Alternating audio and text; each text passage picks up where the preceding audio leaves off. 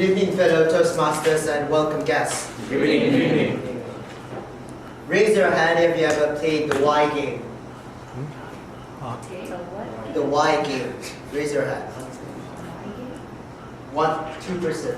Really? No one has ever played the Y game except for 2% in this room. Alright. Well, for starters, the rules are simple.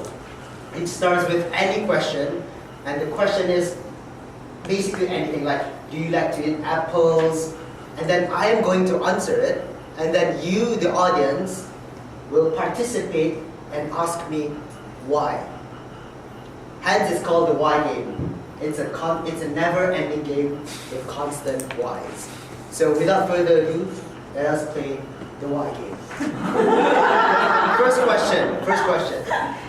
What am I doing here to improve my public speaking skills?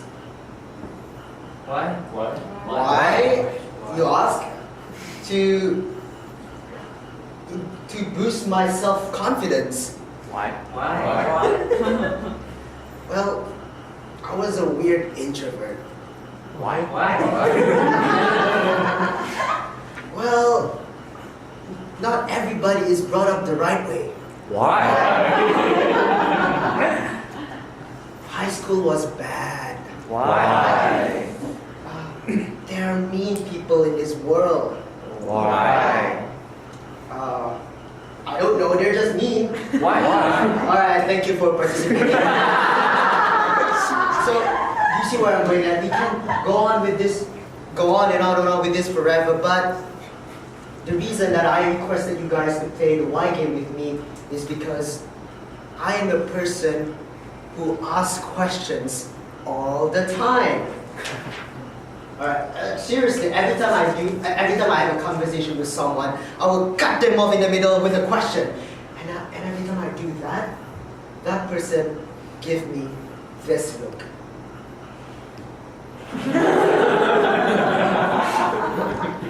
As I was saying, hey, I have another question. Maybe I'm a curious person by nature, or maybe I am a social scientist in the making. Question. Kids do it all the time. Adults should do it more often. No, I'm kidding, don't do that, it's annoying. But asking questions has always been one of the main traits of a social scientist. For if you walked around and come across a person who annoyingly asks questions all the time, he or she might be a social scientist. And that includes me, who annoyingly asks questions all the time.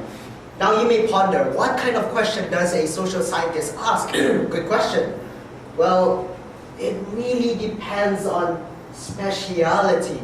For instance, a sociologist who specializes in education, or a theologist who specializes in religion.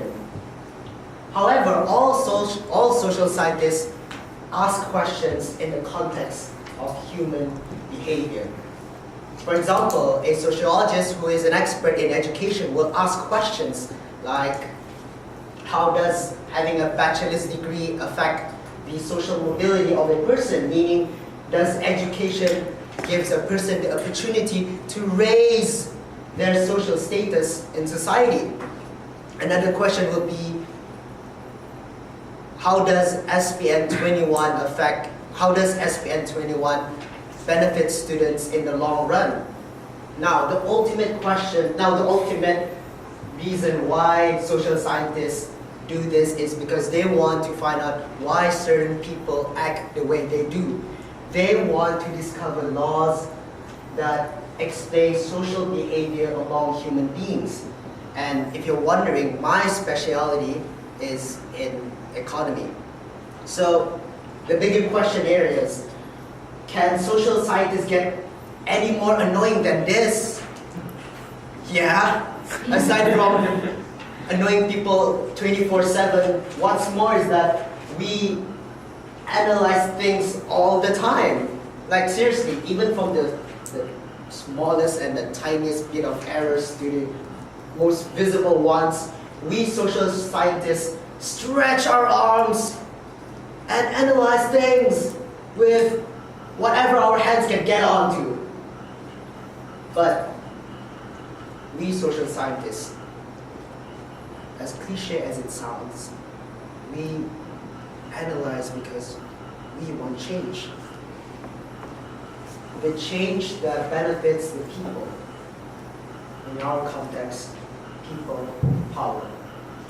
Because we social scientists, specifically sociologists, desire a world where a society only serves the people. So from the armed forces to the police to government workers of all occupations should work for the people. Because at the end of the day, people like me, people like yourselves, are the backbone, the life, and the heart of society.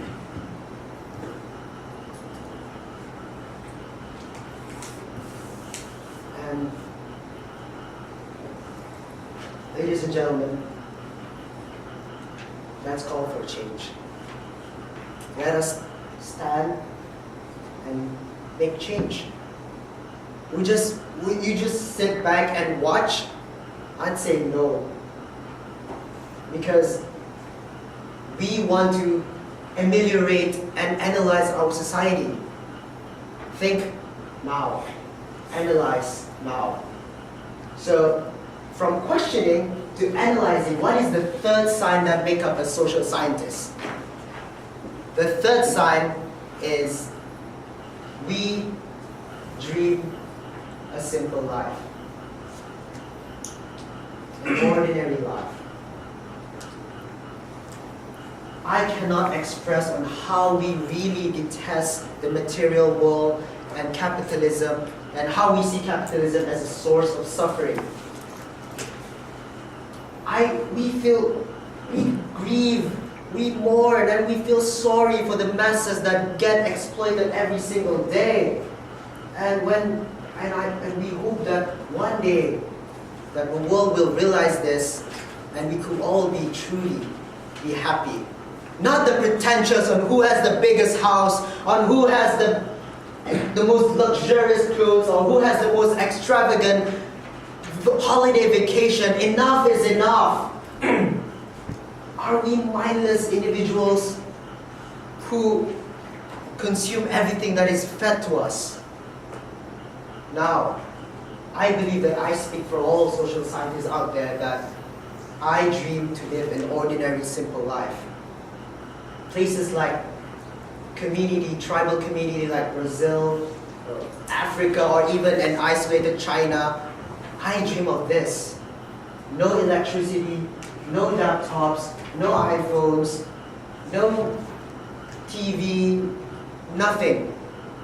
And to be there, living there, maybe I could grow food for myself, build my own house with my bare hands, and maybe grow a beard.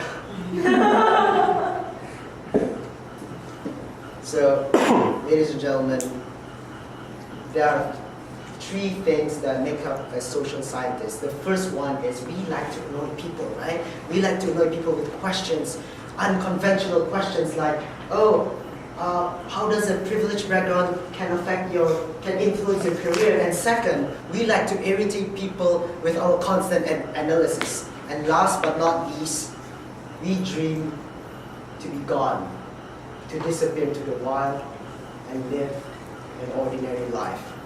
So if you have three traits that I've mentioned before, then congratulations, you are a social scientist in the making, and we can be best friends now. Yeah, call me. In all seriousness, to understand science, to pure sciences like physics are great because they are the engines of this world. But social sciences are the mechanics that use these engines for the greater good. In the words of Comte, to understand science, you have to know its history. And for that, I hope I leave you guys with more questions and answers. Thank you, and back to you.